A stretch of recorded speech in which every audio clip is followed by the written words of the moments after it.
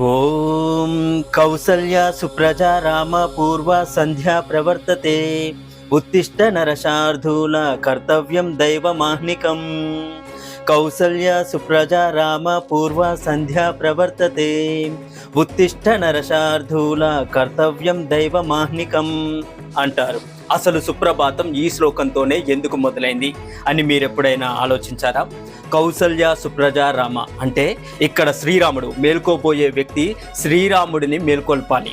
గాఢంగా నిద్రపోతున్న వ్యక్తిని ఉన్నట్టుండి మేల్కొల్పడం ప్రమాదకరం. ఎటువంటి వ్యక్తి అయినా తన తల్లి పేరు విన్నంత చేతనే తన దృష్టిని తల్లి ప్రేమ వైపు తిప్పుతాడు. అందువల్ల మొదట తల్లి పేరును పలికారు కౌసల్య అని.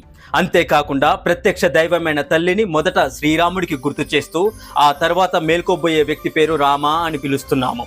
సుప్రజ అంటే మంచి బిడ్డవు అని అర్థం. పూర్వ సంధ్యా ప్రవర్తతే అంటే తెల్లవారుతోంది, ఇంకా